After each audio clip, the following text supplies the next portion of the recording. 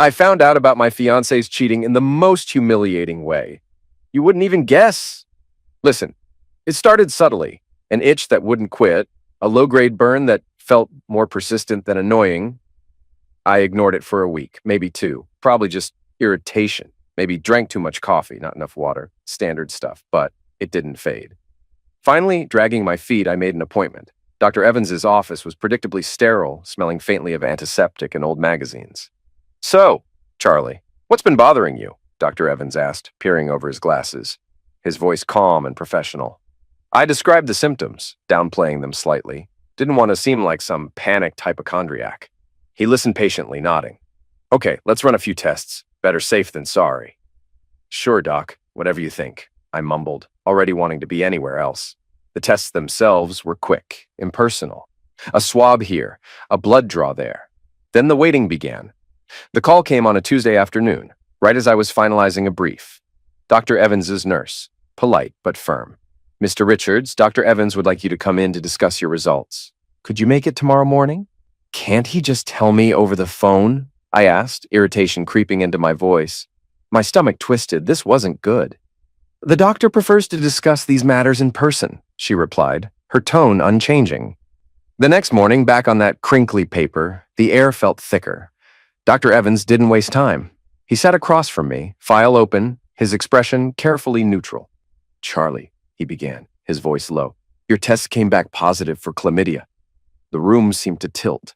Chlamydia. The word hung there, ugly and clinical. My mind raced, scrambling for an explanation, any explanation other than the obvious one. But there wasn't one. There was only Luna, my fiancée. We'd been exclusive for 2 solid years, monogamous, or so I'd believed. There was no other way. No forgotten drunken night, no slip-up. It had to be her. "Okay," I managed, my voice sounding distant. "Okay, what's the treatment?" He explained the course of antibiotics, the need for Luna to be tested and treated too, the importance of abstaining until we were both clear. I nodded numbly, absorbing the practicalities while the betrayal began to curdle in my gut. A cold, hard knot formed in my chest. That evening, the apartment felt different. The comfortable space we'd built together suddenly seemed tainted, charged with unspoken accusations. Luna was humming in the kitchen, prepping dinner. She looked beautiful, effortlessly so, her dark hair tied back, a smudge of flour on her cheek, the picture of domestic bliss. I waited until we were sitting down to eat, the silence stretching between us, punctuated only by the clink of forks on plates. I couldn't hold it in any longer. The anger, the sense of violation, it was a physical pressure. "Went to the doctor today," I said, keeping my voice level, watching her face. "Oh, everything okay?" she asked, looking up, concern in her eyes. Such a good actress. "Not really. Turns out I caught something. It's chlamydia," I stated flatly. Her fork clattered onto her plate. Her eyes widened, first in shock, then rapidly clouding with something else. Indignation, disbelief. "What? Charlie, what are you saying?" "I'm saying I have chlamydia, Luna. And since I haven't been with anyone else, I'm asking you how I got it." The accusation hung heavy in the air. Her face flushed crimson. She pushed her chair back, standing abruptly. "How dare you?"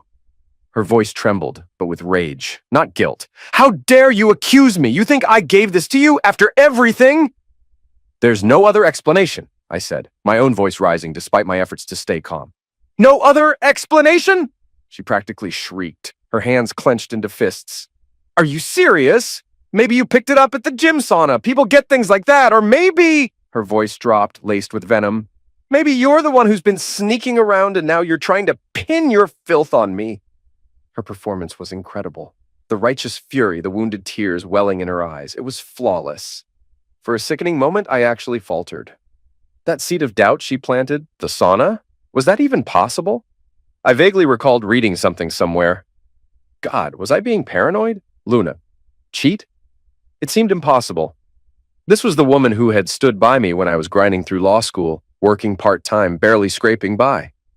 Luna, who always seemed to have boundless energy, working as a store assistant back then, later juggling 2 jobs, waitress shifts, bartending gigs, always hustling. She'd dropped out of college herself, she'd said, to support her parents. I respected that dedication, that grit. We met properly years after our brief supermarket colleague days, bumped into each other by chance. She was a floor supervisor then. We clicked over coffee, reminiscing. I was single, recently out of a dead-end thing. She said she was too. We started dating, slowly, at first, then falling into that comfortable rhythm of a serious relationship. She always seemed so solid, grounded despite her expensive tastes. Early on, when I was still building my career, making peanuts as an associate, she'd sometimes show up with a new designer scarf or a pair of pricey shoes. Treating myself, she'd say with a shrug.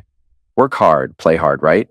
It made me feel inadequate then, unable to provide those things myself. But she never rubbed it in. Instead, she pushed me.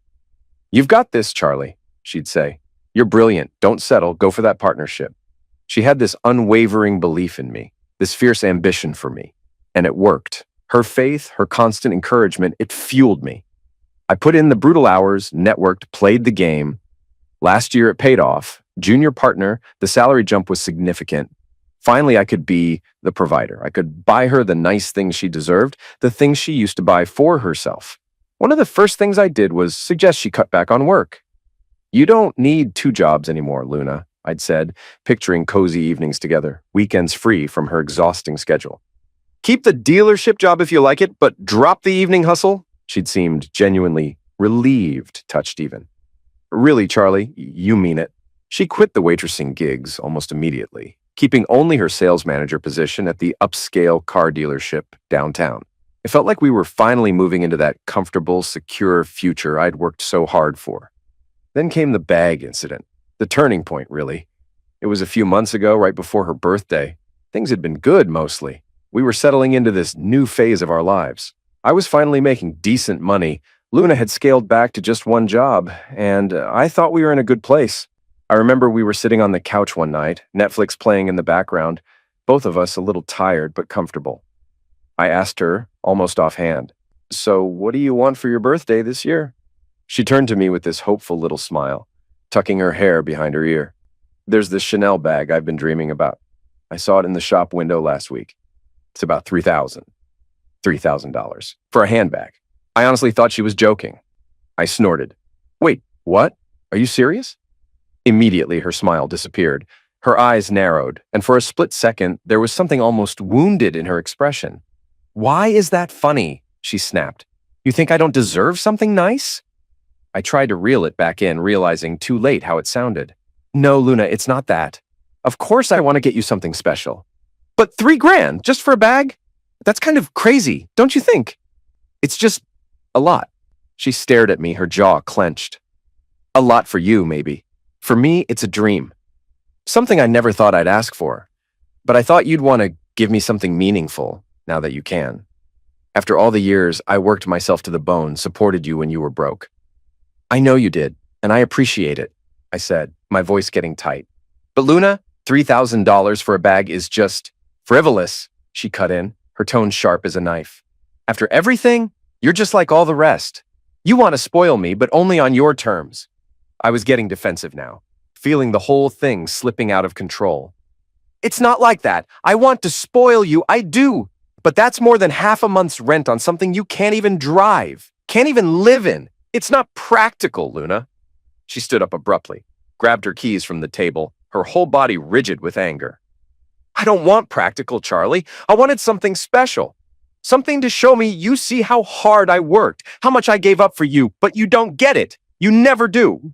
And before I could say another word, she stormed out, slamming the door so hard the walls shook. I just sat there, stunned, watching the door vibrate on its hinges, wondering how a simple question about a birthday present could turn into this gaping crack between us. We didn't speak for 2 days. The silence in the apartment was heavy, suffocating. I wrestled with it. $3,000 was a lot for a bag. It felt wasteful, irresponsible even. But then I thought about her face when I laughed. I thought about her unwavering support when I was nobody. The guilt gnawed at me. Eventually, I caved. I called her, apologized, and told her I'd get her the bag. She came back relieved, apologetic herself for storming out. We made up. But a tiny fissure remained, a hairline crack in the foundation, and now this, chlamydia, her furious denial echoing in the tense apartment. Was the sauna thing really plausible? Could stress manifest like this? No. My gut screamed betrayal, but her performance, it was so convincing, so utterly woundedly convincing. I need some air," I stammered. pushing back from the table, needing to escape the claustrophobic tension, her tear-streaked, accusing face. I grabbed my keys and walked out, leaving her standing there amidst the ruins of our dinner. Outside, the cool night air did little to clear my head. I walked aimlessly, replaying the scene, her words, her fury. Could she really fake that level of indignation? She was lying. She was terrifyingly good at it. I pulled out my phone and called Dave. My oldest friend knows me better than anyone. He's cynical, pragmatic, sometimes brutally honest. Exactly what I needed. "Charlie, what's up, man? You sound weird," he answered, background noise suggesting he was at a bar. "Dave, I need to ask you something, kind of personal," I started, lowering my voice as I ducked into a quiet side street. "I'm at O'Malley's. You sound like you could use a drink. Come down." 15 minutes later, I slid onto a bar stool next to him. He took one look at me and shook his head. "Geez, Charlie, you look like hell. What's going on? Is it possible to catch something like a chlamydia from like a gym sauna or something? Non-sexually?" The question felt stupid, even as I asked it. Dave burst out laughing, a loud, incredulous laugh. "A sauna? Are you kidding me, Charlie? Did Luna feed you that line? Jesus Christ, man, wake up!" His bluntness cut through the fog of doubt Luna had created. She denied it, got really upset, accused me back. "Of course she did. Classic deflection." Dave's voice was sharp now. "Look, I know you think Luna walks on water, but statistically, no, you got it from her or she got it from you. Since you sound pretty sure it wasn't you, well, do the math. Don't be an idiot, man." The cold knot in my chest tightened. He was right. The sauna excuse was pathetic. Her anger was a performance. "What do I do, Dave?" I asked, feeling lost. "First, protect yourself. You got proof, no? Then get some. You can't just accuse her without solid evidence, especially if you're planning on kicking her out or breaking the engagement. Second, and this is important, that ring you gave her, your grandmother's ring, get it back, now, before she senses trouble and disappears with a family heirloom. Trust me on this. Get proof, get the ring. Get proof." The words echoed Dave's pragmatic advice. How? Hire a PI? Seemed extreme, expensive. Then I thought about her job, the car dealership, upscale place, wealthy clientele. Luna was attractive, charismatic, part of why she was good at sales. She worked late sometimes, schmoozing clients, she called it. Suddenly, those late nights took on a sinister new meaning. A plan began to form, cold and methodical. It felt ugly, invasive, but necessary. Dave was right. I needed proof, and I needed that ring back. My grandmother's ring on the finger of a woman who had betrayed me so thoroughly, the thought made me sick. The next few days were a strained, silent hell. We lived like ghosts in the apartment, polite but distant. I started the antibiotics, lying that the doctor said it was just a persistent bacterial infection, non-contagious. Luna seemed to accept this, though the tension remained thick enough to cut. She was probably relieved I'd dropped the accusation, assuming I'd bought her act or decided to let it go. Let her think that. I started paying closer attention. Her phone was glued to her hand more than usual, angled away from me. Quick hushed calls she took in the other room. Late nights at the dealership became more frequent. "Trying to close a big deal?" she'd say vaguely. The excuses felt thin now, transparent. Friday night, she texted around 7 p.m. "Gonna be late, got a serious buyer for the new S-Class, might take a while. Don't wait up, love you." The love you felt like acid. This was my chance. I drove downtown, parking a block away from the dealership, across the street, partially obscured by a delivery truck. The showroom lights were bright, illuminating the polished chrome and sleek lines of the luxury cars within. I could see Luna through the large glass windows, laughing with a customer. He looked older, maybe mid-50s, dressed in an expensive suit. Silver hair slicked back, definitely wealthy. I watched them. They walked around a gleaming black sedan. Luna was animated, gesturing, smiling that dazzling smile she used to reserve for me. He seemed captivated. Eventually, most of the other staff left. The main lights dimmed, leaving only security lighting. But Luna and the silver-haired man remained. My heart pounded. This felt sleazy, voyeuristic, but I couldn't look away. They moved towards the back of the showroom, near the service area entrance, where the light was dimmer. They paused beside a dark blue convertible, its top down. He said something, leaning closer. Luna laughed again, tilting her head back. Then my breath caught. She reached out, touched his arm, and glanced around the empty showroom. He opened the passenger door. She slid in. He walked around, got into the driver's seat. They sat there for a moment, talking, shadows obscuring their faces. Then, incredibly, he leaned over, and she climbed clumsily over the center console into the back seat. He followed her. The car's interior light flickered off. My hands tightened on the steering wheel, knuckles white. I couldn't see details, just shapes moving in the darkness, the subtle rocking of the car on its suspension. There was no mistaking what was happening. In the back seat of a customer's car, or maybe even dealership inventory inside her place of work. The audacity was staggering. The betrayal was absolute. My hands were shaking, but not from shock anymore. It was cold, calculating rage. I fumbled for my phone, heart hammering against my ribs. Holding it steady, I aimed the camera, zooming in as much as the distance and darkness allowed. The footage would be grainy, indistinct, but the context was undeniable. The location, the time, the figures moving in the back seat of that convertible. It was proof. Ugly, damning proof. I recorded for several minutes, capturing enough to leave no doubt. Finally, the movement stopped. A minute later, the interior light flickered on. Luna emerged from the back, hastily adjusting her blouse, smoothing her skirt. He followed, straightening his tie. They didn't look at each other. He got out, walked quickly towards the main exit.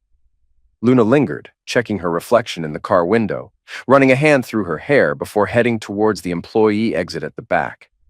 I sat there for a long time after they were gone, the phone heavy in my hand, the video file saved. The rage had subsided, replaced by a chilling emptiness. There was no grief, no heartbreak, just a cold, hard resolve. She had made her choice. Now I would make mine. The next morning, Saturday, I waited until she was up, showered, sipping coffee in the kitchen, acting as if last night was just another late shift. I walked in, phone in hand. "Morning," I said, my voice devoid of emotion. "Morning," she replied, a little too brightly. "Sorry I was so late. That guy was intense, but I think I closed him." "I'm sure you did," I said softly. I held up the phone, screen facing her, and pressed play. The grainy video filled the screen. The dark showroom, the blue convertible, the shadowy figures in the back seat. Her coffee cup slipped from her hand, shattering on the tile floor, coffee splashing across her bare feet. Her face went utterly pale, her eyes fixed on the screen, mouth slightly open.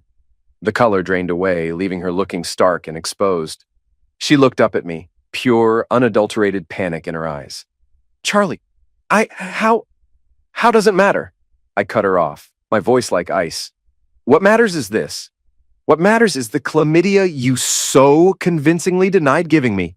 What matters is the lie our entire relationship has been." She started to stammer, tears flooding her eyes now, real tears. Finally, "Charlie, please, I can explain. It happened. I was stressed. The bag thing, save it," I snapped. "I don't want explanations. I want one thing. My grandmother's ring. Now." I held out my hand. Her eyes darted from my face to my outstretched hand, then back. Defiance flickered amidst the panic. She instinctively covered the ring on her left hand. "No, you gave it to me. We're engaged." "The engagement," I said, spitting the word out, "is over. The relationship is over. Everything is over. Give me the ring, Luna." Something hardened in her expression then. The panic receded, replaced by a sneering bitterness. The mask slipped completely. "You want to know the truth?" she hissed, her voice dripping contempt.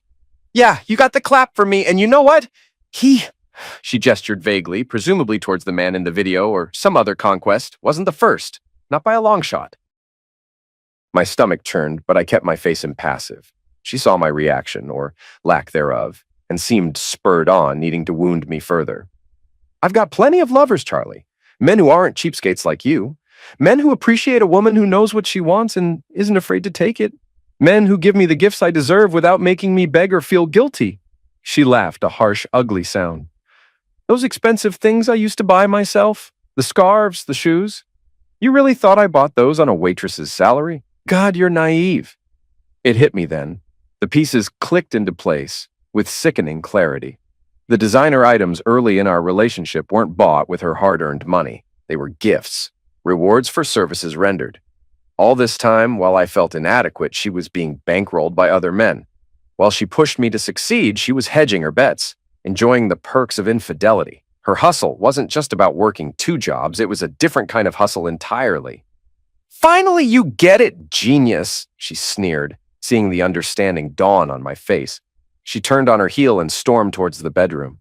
I heard drawers slamming, closet doors banging. I didn't move. I just stood there, listening to the sounds of her packing, the sounds of our 2 years together being erased. The ring gleamed dully on the counter.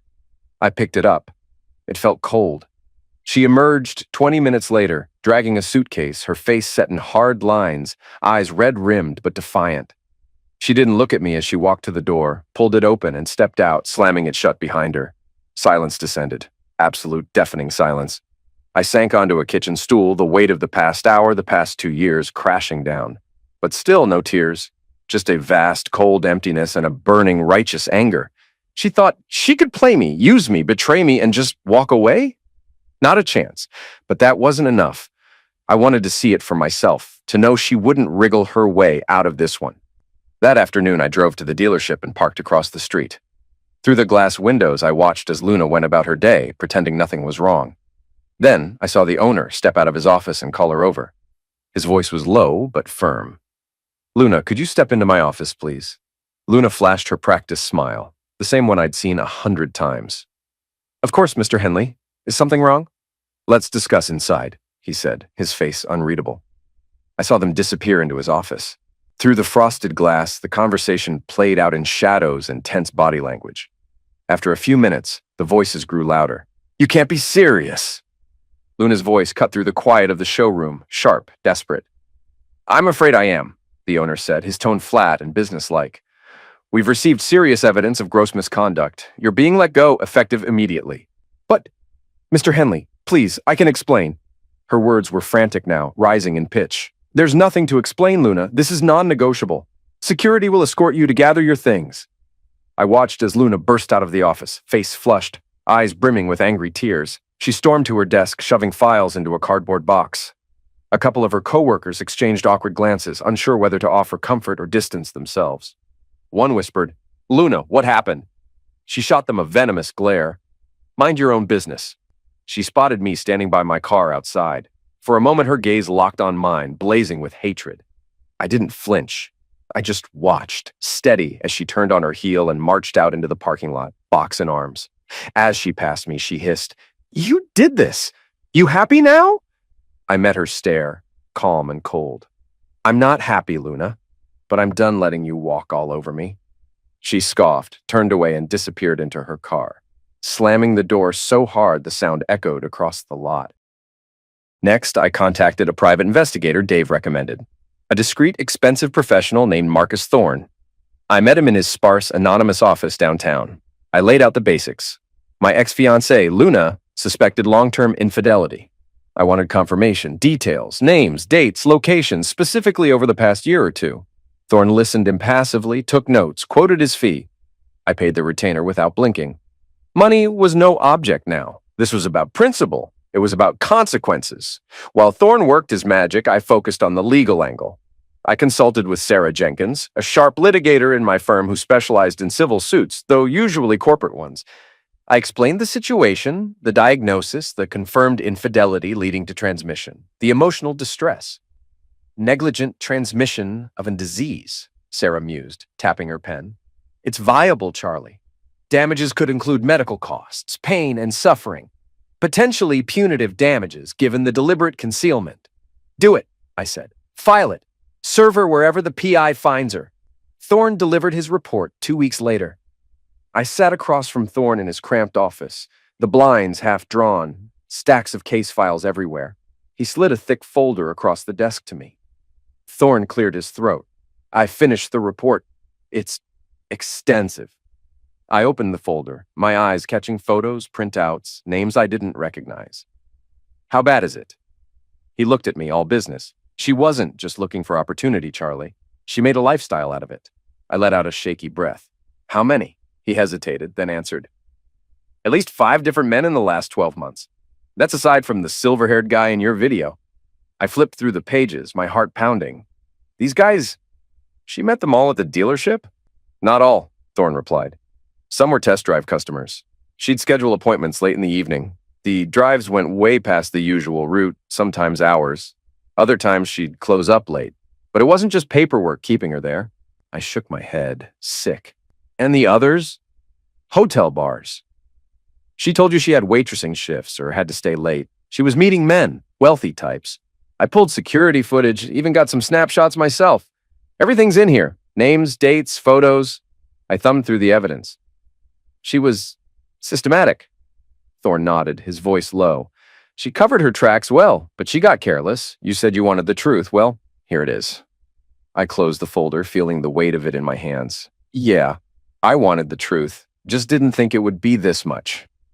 The report included current addresses or workplaces for most of them. Coldly, methodically, I drafted another email. Subject: Important health notification regarding Luna Simpson. I sent it anonymously, using a secure, untraceable service to each man on Thorne's list. It has come to my attention that you have recently been intimate with Luna Simpson. I strongly advise you to seek immediate medical testing for transmitted infections, as she has knowingly transmitted at least one serious infection to a partner. Protect your health. I felt a flicker of dark satisfaction, imagining their reactions, the disruption, the potential fallout in their own lives. They were complicit after all. The lawsuit was served to Luna at the temporary address Thorne had found, a friend's couch across town. News travels fast in certain circles. I heard whispers through mutual acquaintances. Luna was a pariah. We sat in a bar with Dave. He slid another beer across the table. Oof, word's getting around, man. You know how this town is. People talk. I nodded, taking a sip. I've already heard stuff through the grapevine. She's pretty much toxic now. Got canned from the dealership. Nobody's touching her with a 10-foot pole. Dave shook his head, a little amused. Didn't she used to brag about how everyone respected her over there? I snorted. Yeah, well, reputation doesn't hold up when you get caught doing what she did. Even her so-called friends are keeping their distance. And Thorne, he didn't just find the guys. He made sure a few of them got a heads up. That sure helped to burn some bridges. Dave grinned, raising his glass. Poetic justice, huh? I met his toast. Karma, finally. A week after being served, my lawyer received a call from Luna's hastily appointed legal aid attorney. They wanted to settle. Her lawyer likely advised her that fighting would only lead to more public humiliation and a potentially larger judgment. We sat in a small conference room at her lawyer's office. Fluorescent lights, cheap coffee, the hum of a copier down the hall. Luna sat across from me, face pale, lips pressed tight. She wouldn't meet my eyes. Her lawyer, a nervous young guy in an ill-fitting suit, cleared his throat and spread out the paperwork. Mr. Richards, thank you for coming. My client would like to resolve this amicably. Here's our offer. He pushed a document across the table. Miss Simpson is prepared to formally return the engagement ring. It's already in my possession, I interrupted, voice flat. He nodded, flustered. Yes, of course, but this will make it legally indisputable. In addition, she's agreed to cover your documented medical costs in full. He tapped the paper, avoiding Luna's gaze, too. In exchange, he continued, you agree to drop all further claims for damages, no additional lawsuits. This closes the matter for both parties. I picked up the paper and scanned it. Silence hung heavy between us. I accept, I said finally, signing my name with a sharp stroke. The lawyer let out a breath. Thank you, Mr. Richards. We'll file everything with the court. This will be over soon. I slid the pen toward Luna. She took it, hands trembling just a little. She signed her name, her eyes never leaving the table. We both stood. The lawyer began to gather the documents, already moving on. I hesitated, then turned to leave. That's when Luna finally spoke, her voice rough, almost a whisper. Chuck. I stopped, but didn't turn around. I'm sorry, she said quietly, her words thin and empty, but real. For all of it. I didn't answer. I just nodded once and walked out, leaving her in the past behind. The final piece of news came a month later, again through the grapevine. Luna had left town, erased from my city, erased from my life. But weeks after Luna's disappearance, I found an unmarked envelope slid under my door. No name, no return address. My gut tightened. I picked it up, turned it over in my hands, and ripped it open. Inside was a USB drive. Nothing else. I hesitated for a moment, then slid it into my laptop. Only one file on it. No label, no clue. I clicked. Luna appeared on screen, pale and drawn, but her eyes were steady, fixed right on me. She wasn't alone. There was a man behind her, tall, his face hidden behind a mask. Black, featureless. His hand rested on her shoulder. Luna looked straight into the camera, straight at me. Actions have consequences, Chuck. That was it. The screen went black. I sat there, staring at my reflection in the monitor, heart pounding. The silence in my apartment felt different now. Heavy, electric, charged with something I couldn't name. It wasn't over, not even close.